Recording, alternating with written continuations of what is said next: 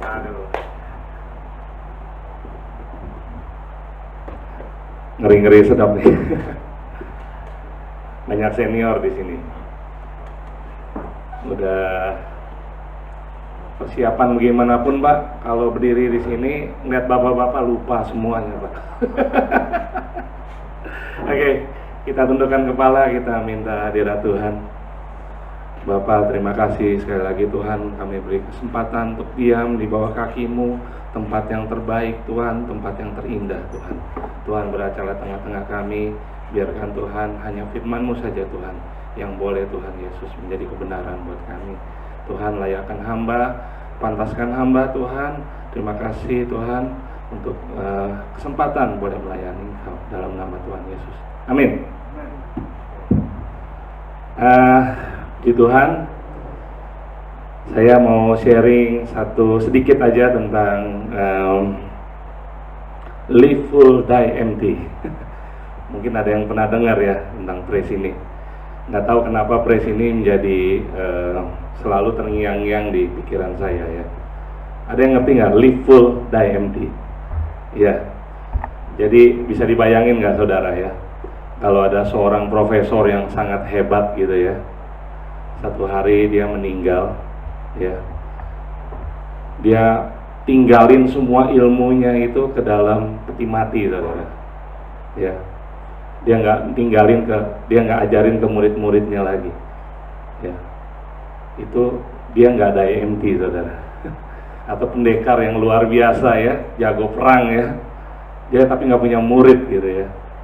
Jadi dia nggak ninggalin ilmunya kepada murid-muridnya. Dia die full saudara ya, dia nggak ada empty. Tapi hari ini kita mau belajar ya, bagaimana kita harus selama kita hidup ya, apapun yang kita bisa lakukan, kita lakukan semuanya ya, sehingga pada waktu kita meninggal nanti kita nggak bawa apa-apa lagi. Saya kalau lihat phrase ini ingat papa saya, selalu ingat papa saya ya. Pada waktu papa saya meninggal ya, dulu di Atmajaya, saya ke ruang mayat ya, lihat dia, saya pegang-pegang kakinya ya, saya pegang-pegang badannya, udah keras saudara, udah kayak kayu ya. Saya selalu ingat papa saya tuh die empty saudara. Sebelum dia meninggal, dia kena cancer 6 tahun. Dia bilang sama saya, Benny, semua yang papa bisa lakukan, papa udah kasih semua buat anak-anak. Nggak ada lagi yang papa bisa kasih lagi. Papa saya tuh dari orang nggak punya saudara, dari Kalimantan datang ke Jakarta merantau ya, nggak punya apa-apa. Sekolah juga nggak tinggi, tapi anak-anak semua sekolah ke luar negeri ya. Luar biasa papa saya. Papa saya DMD, saya bangga banget kalau ngeliat papa saya. Makanya saya selalu terngiang-ngiang ya, setiap kali saya lihat phrase ini, Live Full Die Empty, saya sampai bilang sama istri saya, when I die, please write this on the tombstone. Live full die empty. Selama saya hidup, selama kita semua hidup, kita mau live full die empty ya saudara. Ya, bulan ini kita mau bahas tentang happiest people on earth ya. Di sini ditulis ini yang sering kita ayat yang sering kita dapat kalau kita ke rumah duka saudara. Ya. Dikatakan berbahagialah orang-orang mati yang mati dalam Tuhan katanya. Sejak sekarang ini sungguh kata Roh Kudus ya, supaya mereka boleh beristirahat dari jerih payah mereka, karena segala perbuatan mereka menyertai mereka ya. Jadi die empty dalam konteks Tuhan itu if we die in God ya. Karena kenapa ya, ini yang katanya dibilang kita bisa istirahat dari jerih payah, dari jerih lelah, dan perbuatan menyertai mereka ya. Jadi keselamatan datang dari Tuhan saudara ya. Keselamatan datang dari Yesus, nggak ada lagi, cuman dari Yesus ya. Tapi ya, perbuatan kita selama di bumi itu menyertai kita, jadi bekal kita buat nanti di sana ya. Ketika kita masuk surga, perbuatan-perbuatan kita itu akan diperhitungkan oleh Tuhan sebagai kebenaran. Nah, itulah yang dimaksud oleh live full, die empty. Saudara tahu nggak, ya, tanah paling mahal di dunia itu di mana?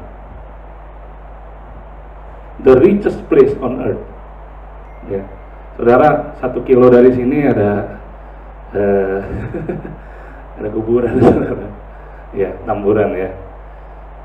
Sebulan lalu kita ada acara keluarga mindahin kuburan opa dari sana ya. Kita bongkar kuburannya, kita pindahin ke San Diego, kuburan keluarga ya. Di sana saya keliling-keliling, saudara ya. Saya keliling-keliling, saya lihat ada yang umurnya 20, ada yang umurnya 30, ada umur 60, ada yang 90. Jadi kesimpulan saya, untuk mati itu nggak perlu tua, saudara. Can be anytime ya. Yang jadi masalah ya, pada waktu kita mati itu kita dalam keadaan seperti apa? Karena hitungan Tuhan itu ya is at the end, saudara. Ya, pada waktu kita bisa mengakhiri pertandingan ini dengan baik. Kehidupan ini adalah diistilahkan oleh Paulus itu sebagai perlombaan, ya, pertandingan. Kita harus mengakhirinya sampai garis finish, ya, bukan di tengah-tengah, harus sampai garis finish. Nah, Les Brown bilang katanya the wealthiest planet on earth itu di kuburan, saudara.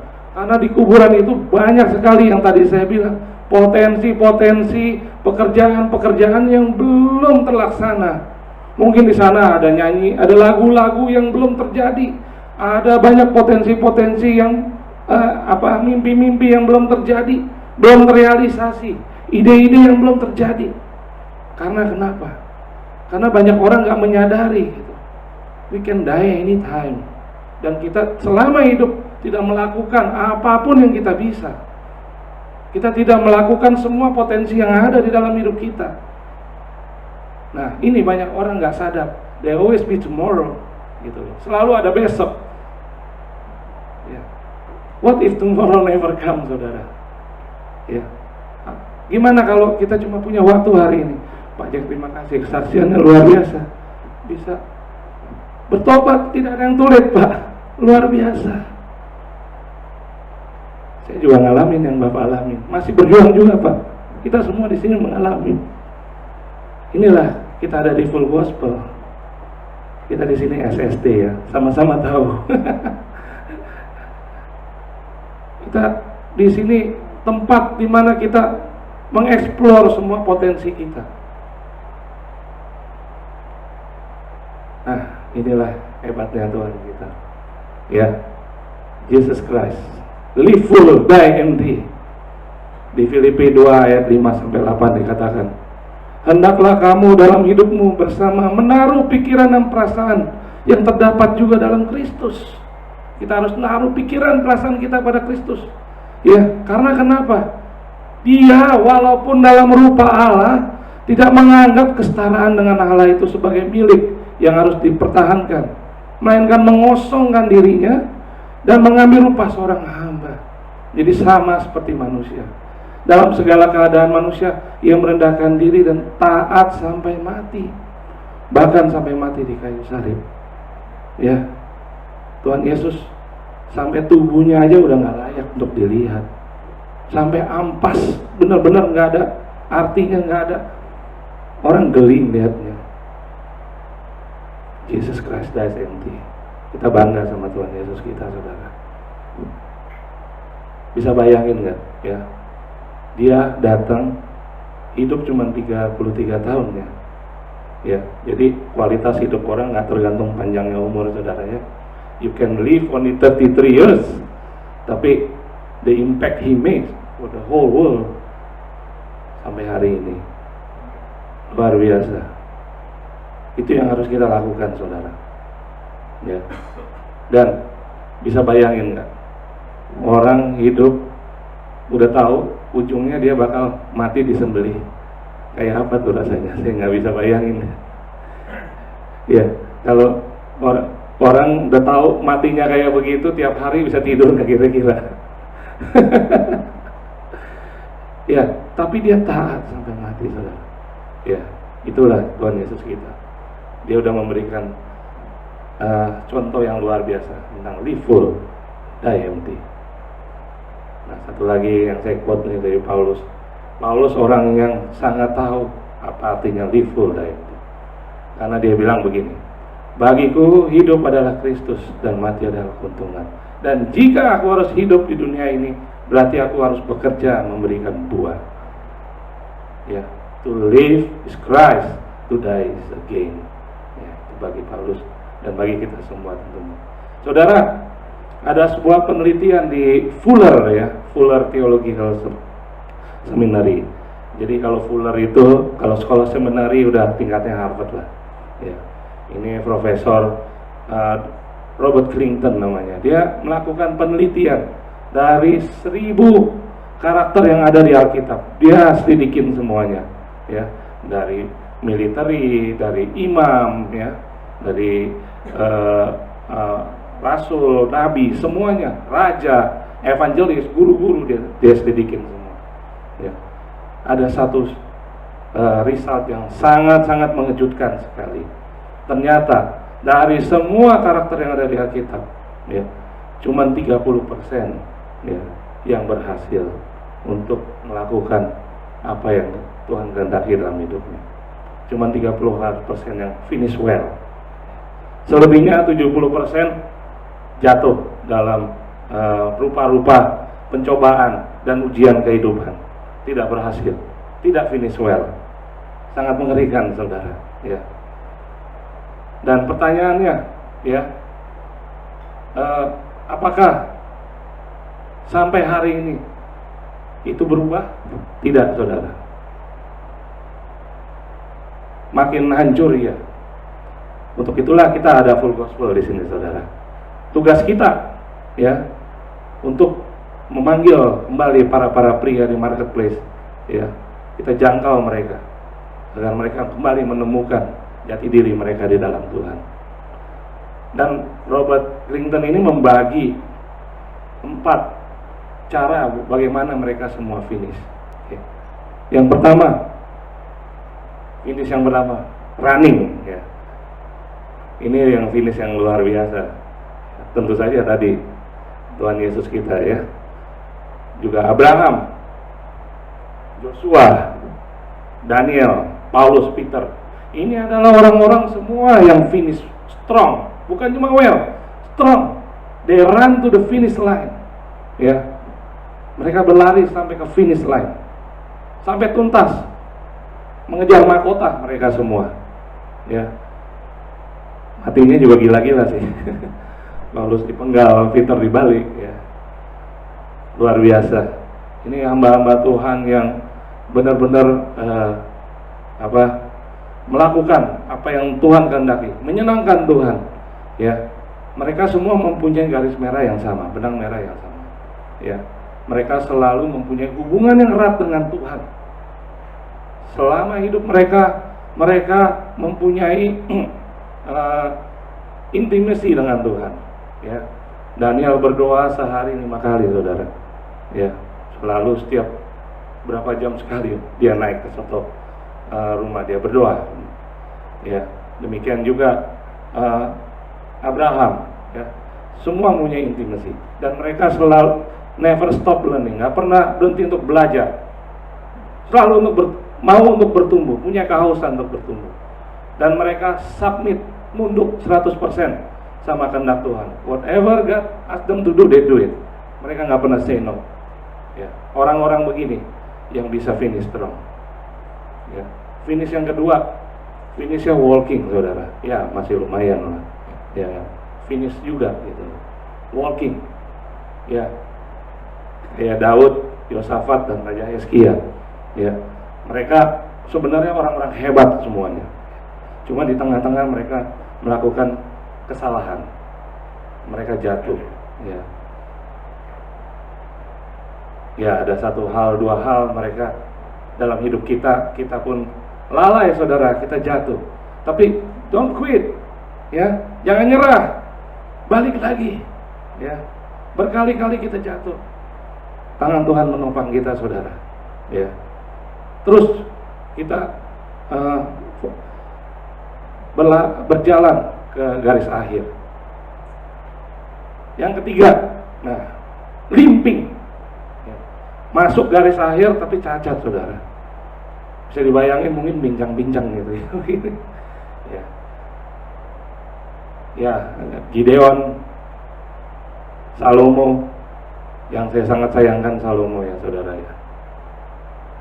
Ada nggak orang lebih hebat dari Salomo? Di muka bumi ini sayangnya nggak ada orang lebih hebat dari Salomo. Duit banyak, bini banyak, hikmat, pinter, luar biasa ya. Tapi sayang ya, akhir hidupnya babak belur, saudara ya. Kawin sama banyak dewa selir-selirnya, dia menyembah Baal, saudara. Sayang sekali ya. Tapi ya, saya yakin dia diselamatkan. Tapi ya, not finishing well, limping, saudara. Ya, inilah kita dari Full Gospel. Kita mau cari ya teman-teman kita, mungkin saat ini yang sedang dalam keadaan seperti ini. Kalau perlu mereka dalam kursi roda, kita antar, kita tarik kursi rodanya masuk ke garis finish, saudara. Tugas kita di Full Gospel. Ya, sayang sekali katanya Salomo salah minta sama Tuhan. Waktu Tuhan tanya kamu mau minta apa, dia mintanya hikmat. Mestinya minta takut Tuhan dulu katanya. Karena dia sendiri yang tulis di Amsal, permulaan akan hikmat adalah takut akan Tuhan. Karena kalau kita takut Tuhan, kita pasti dikasih hikmat, saudara. Kalau kita punya hikmat, pasti kita ada kemuliaan dan kekayaan. Itu yang paling penting, kita minta takut Tuhan dulu, saudara. Dan yang terakhir ini, finish yang paling parah adalah di tengah jalan disqualified, saudara. Ini yang paling mengerikan ya. Leader kayak Samson, Absalom, Ahab, Raja Ahab, Ananias dan Safira, di tengah jalan panggil Tuhan, disuruh weja, disuruh pulang langsung. Ini yang mengerikan, saudara. Jangan sampai terjadi pada kita ya. Di tengah jalan kita dipanggil Tuhan, pada waktu keadaan kita tidak dalam keadaan yang bertobat. Ya, damage to the kingdom, memalukan buat kerajaan. Ini yang luar biasa. Jangan sampai kita dalam keadaan seperti ini. Nah, itu yang tadi saya tanya. Dari research yang dilakukan Robert Clinton, 30% saja yang finishing well. Selebihnya fall short the glory of God. Rasionya selama 2000 tahun ini improve apa enggak? Tidak, saudara. Tambah parah malah. Ya. Ini ada 6 common barrier yang membuat kita nggak bisa live full, membuat kita selalu ya di area-area sini aja kita jatuhnya nih. Ya, ini yang kita harus careful.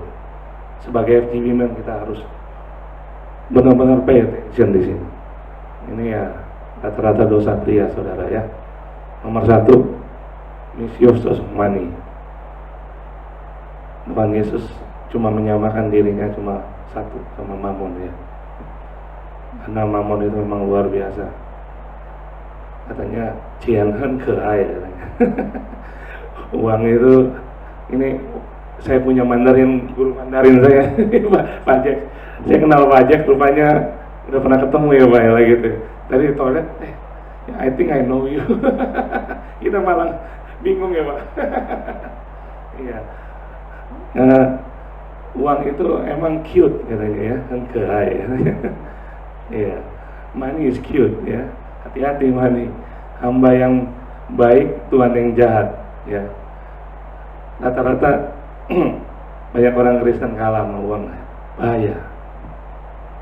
Kita harus membiasakan diri ya untuk menggunakan uang kita sebagai alat, sebagai hamba. Ya, setelah kita punya uang biasanya kita punya power, saudara. Ya, punya power. Udah biasa dihormati, wah luar biasa, punya uang mana-mana dihormatin, saudara. Ngeri, ya udah mulai abuse deh power. Pride, wah pride. Pride itu abstrak, saudara ya. Orang bisa kelihatan rendah hati, padahal pride-nya tinggi sekali. Ini yang ngeri, terselubung ya. Merendahkan diri untuk menaikkan mutu. Nah, ini banyak. Ini full gospel enggak? Ya. Ya, ujung-ujungnya ini saudaraan lah, semualah seks masuk, keluarga berantakan. Ini udah satu paket nih biasanya. Ya, nggak jauh-jauh. Dan yang paling ngeri nih, complacency. Ini bahasa Inggris saya juga baru belajar berapa bulan yang lalu. Complacency itu artinya tuh keadaannya udah baik semua ya, bisnis bagus, keluarga bagus, dihormati, semua udah bagus deh ya. Artinya udah di atas angin, nggak bisa dibilangin lagi. Wah, orang kayak gini nih ngeri sebenarnya. Bumerang buat dirinya ini sebenarnya. Bahaya. Udah nggak ada kekurangan, tuh perfect gitu ya hidupnya. Nah ini mungkin kalau biblikalnya Daud kali ya, lagi menang perang, udah raja, wah, enak semuanya, hidup mantap gitu ya. Ya pagi-pagi bangun lihat cewek mandi, udah hajar aja lah, ambil aja. Ini keadaan kayak begini nih bahaya. Makanya kita jangan doa sama Tuhan hidup nyaman ya, bahaya ya saudara ya. Dan saya rasa Tuhan juga nggak akan kasih kita nyaman tuh. Dia pasti akan kasih satu hal yang membuat kita terus bergantung sama Dia. Itu yang terbaik saudara ya. Itu yang terbaik, biar kita bergantung terus sama Tuhan ya. Jadi kuk yang kupasang ringan kata Tuhan ya. Tapi ada kuk nggak bakal dilepas. Karena apa? Tuhan tahu Dia mengasihi kita. Kalau kuknya dilepas, selesai kita nggak bergantung lagi sama Tuhan. Oke. Ini ada 5 hal aja bagaimana kita bisa to live the fullest life ya. Bagaimana kita bisa hidup yang penuh dengan hal-hal yang luar biasa ya. Hidup yang maksimum ya. Nomor 1, kita mesti punya lifelong vision saudara ya. Kita nggak cukup hidup tuh cuman kisera-sera mengalir aja, nggak cukup saudara ya. Saya ngucap syukur di sini banyak mentor-mentor hebat ya, banyak senior sempat ngobrol sama Pak Ardian juga. Aduh, Pak Ardian masih semangat di pabrik. Waduh, luar biasa, kerja pagi, punya visi yang luar biasa buat karyawan-karyawan. Pak, itu contoh buat kami semua Pak ya. Jadi lifelong vision itu harus ada. Kita mesti punya apa yang kita benar-benar inginkan terjadi dalam hidup kita. Semua orang beda-beda saudara, semua orang punya talenta beda-beda. Kita nggak bisa ya nyamain hidup kita dan orang. Talenta dikasih Tuhan, ada yang 1, ada yang 2, ada yang 5, beda-beda. Tapi yang jadi masalah, semua orang dikasih talenta dan diminta pertanggungjawaban sama Tuhan. Pada waktu kembali kita, Tuhan bilang, mana? Udah dikembangin belum? Dari sini saya belajar, setaat dan setia dalam Tuhan itu bukan kalau kita rajin saudara. Itu kalau kita produktif. Jadi FGB Men nggak usah sering-sering rajin-rajin datang. Mesti rajin-rajin bawa jiwa saudara. Taat dan setia dalam Tuhan itu bukan udah 10 tahun setiap Selasa datang duduk di bangku yang sama. Bukan begitu saudara. Jadi taat dan setia dalam Tuhan itu pada waktu kita bergerak, kita produktif, melakukan semua apa yang talenta Tuhan kasih. Karena matematikanya Tuhan is perkalian, multiplication. Be fruitful and multiply. Matematika Tuhan bukan tambah-tambahan, saudara, perkalian. Dia suka untuk multiplication. Makanya dia memberkatin kita bukan ditambahin 100.000, 200.000 dikali, saudara. Kita harus paham ya, kita mesti punya lifelong vision.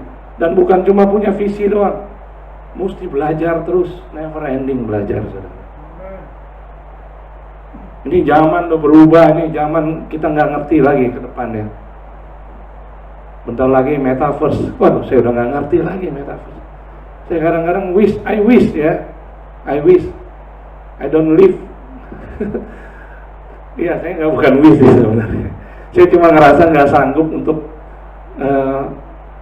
untuk ngadepin masa depan yang begitu cepat teknologi. Saya nggak ngerasa, kayaknya I will left behind kayaknya.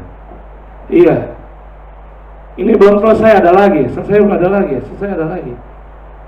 Nanti kita mungkin bangun tidur udah pakai kacamata semua, kacamata metaverse. Ya, nggak perlu ke kantor, ngontrol karyawan dari sana, semua gereja juga dari sana. We become the generation of idiots, saudara. Hidup cuma makan, tidur, ya, sama ke toilet aja. Selebihnya pakai kacamata, kayak robot udah. Ya, tapi apapun judulnya, kita harus belajar, saudara. Ya, kita harus ngikutin. Katanya kalau orang kagak mau belajar teknologi, nggak mau belajar metaverse, yang masuk setan semua, saudara. Kalau gereja nggak mau masuk, wah repot. Kita harus masuk. Kita harus pakai teknologi buat pekerjaan Tuhan. Oke, tadi ya, kita mesti punya visi lifelong, jangka panjang, dan terus belajar untuk mencapai visi itu. Kedua, ya, kita butuh spiritual renewal, ya, dan disiplin. Saudara, kerohanian kita harus terus diperbarui, saudara. Ya, kerohanian yang lama, yang tahun-tahun lalu udah nggak bisa kepake lagi buat hari ini, saudara. Kita harus ada kirbat baru setiap hari dan anggur yang baru.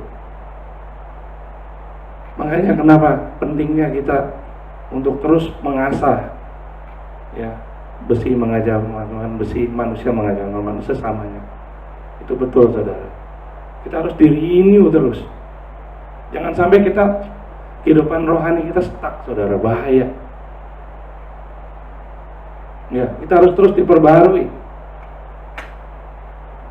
Dan disiplin, saudara. Tanpa disiplin kita nggak bisa, saudara. Tanpa kita punya disiplin rohani kita nggak bisa. Yang ketiga, kita butuh mentor, saudara. Ya, Tuhan Yesus sudah ngajarin, ya. Tuhan Yesus punya 12 murid. Dari 12 murid ada 3 murid yang paling dekat, 3 murid ada 1. Itu mentoring, saudara. Makanya kita di Full Gospel ini kita juga ada member meeting, ya. Di situ kita saling mentoring, saudara. Di sini saya juga banyak mentor, ya. Kalau ada apa-apa saya boleh freely nanya, boleh telepon. Kadang-kadang suka telepon Pak Vincent terima kasih. Ya, banyak yang saya suka ganggu juga malam-malam kadang-kadang. Jadi senior kalau diganggu, ya, berbelas kasihan sama saya. Minta didoain. Ya, Pak Fu juga, terima kasih Pak Fu. Ya, saya minta doa Pak Fu datang hari ini. Pak Vincent datang, Pak Dian datang. Wah, luar biasa. Kita butuh mentor, saudara, ya. Karena mentor itu menjaga kita punya. Karena kita banyak blind spot. Di bisnis saya juga ada mentor, saudara. Mentor saya di bisnis anaknya lebih muda, saudara, baru umur 30-an. Ya, tapi yang dia knowledge dia bisa membantu saya, ya saya belajar sama dia, ya nggak apa-apa. Saya ada Pak Yakub juga yang mentoring saya. Jadi kita butuh banyak mentor, saudara. Ya. Dan kita perlu supportive community, saudara. Ya. Ini supportive community kita. Ini family kita. Tentu kita ada family lain di gereja atau di mana. Ya. Saya jadi ingat Redwood Tree. Ini Pak Edilio dulu pernah sharing ya. Jadi Redwood Tree ini adanya di California, saudara ya. Ya, Redwood ini tinggi sekali, saudara. Bisa dibayangin kan? Itu White House, Statue of Liberty, ya. Ini pohonnya jauh lebih tinggi dari White House dan Statue Liberty. Kira-kira tingginya berapa itu? 370 meter. Ya. Dan luar biasanya, ya, Redwood ini akarnya nggak dalam, saudara. Ya, akarnya cuma berapa meter aja nih di dalam. Tapi lu lihat, akarnya satu sama lain saling mengikat, ya. Saling mengikat. Jadi walaupun gempa digoncang apapun, pohonnya nggak goyang, saudara. Dulu di San Francisco ada gempa, rubuh, gedung-gedung tinggi rubuh. Redwood satu pun nggak ada yang rubuh, saudara.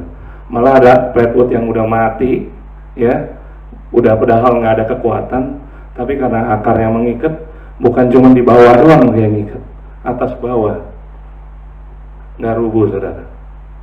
Ya, inilah luar biasanya kalau kita hidup di dalam supporting community. Pada waktu kita lemah, teman kita rangkul kita, saudara. Ya, saudara, kita nggak butuh teman banyak-banyak sebenarnya, saudara. Kita cari teman yang berkualitas saja. Ya, kita nggak butuh terlalu banyak teman sekarang, apalagi umur udah makin tua.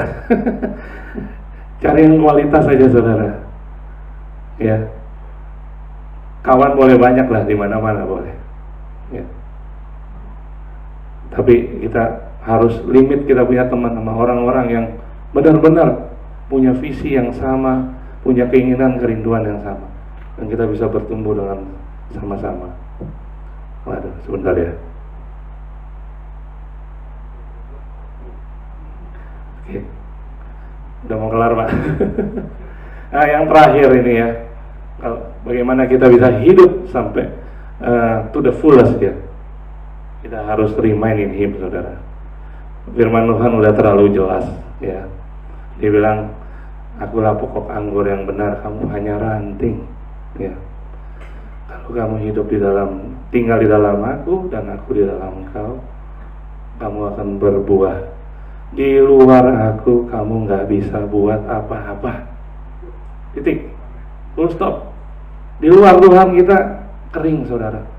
Mati. Ya. Sumber kita, kekuatan kita cuma dari Tuhan. Dan tugas kita sebenarnya cuma abide. Abide itu nempel, saudara. Ya. Nempel aja. Nempel itu pasif, saudara, sebenarnya. Ngikut. Jadi namanya nempel itu bergantung, saudara. Diam aja. Diam di dalam Tuhan. Dan Tuhan akan mengalirkan aliran-aliran berkat dia pada kita. Oke, ini ada satu cerita.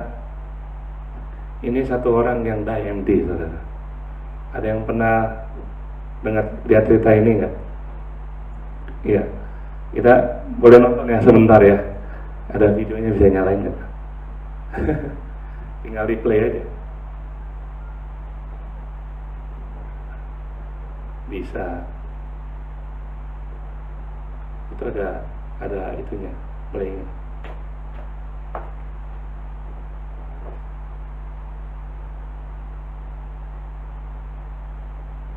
Suaranya nggak ada ya? Where to stand in the morning, and who told the ocean you can only come Jadi ini ada seorang ayah punya seorang anak, ya ayahnya namanya Dick, anaknya namanya Rick. Tapi anaknya dari kecil lahir cacat, saudara. Ya, nggak bisa ngomong, nggak bisa jalan.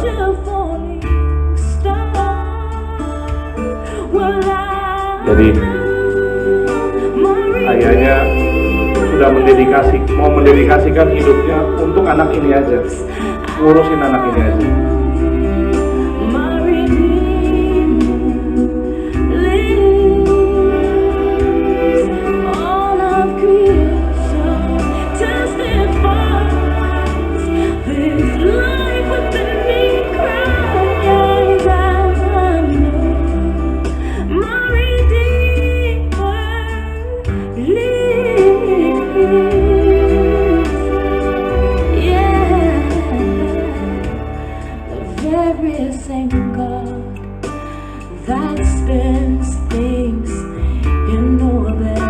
Satu kali anaknya pakai komputer, dia tulis, dia bilang sama ayahnya, dia mau ikut 5 mile benefit run katanya.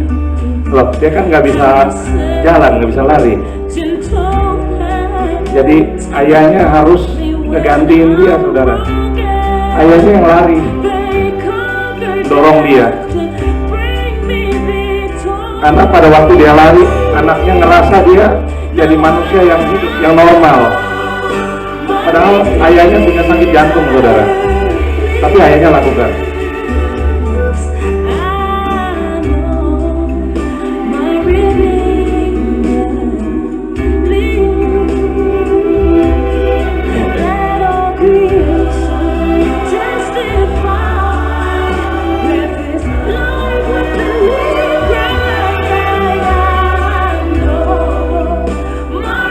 Tadinya 5 mile benefit run, minta lagi lari maraton sekarang.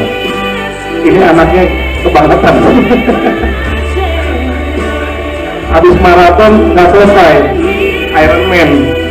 Ironman bukan cuma lari, saudara, lari, sepeda, sama berenang.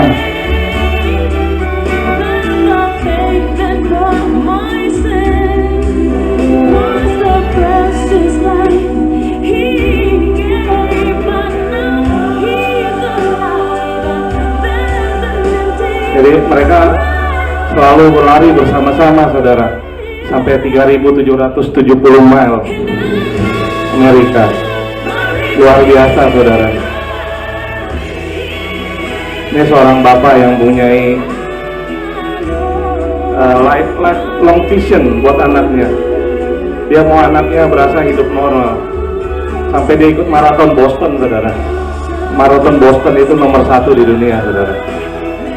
Mungkin masih ada yang ingat ya, dulu ada bom di Boston itu maraton, karena emang itu paling bergengsi.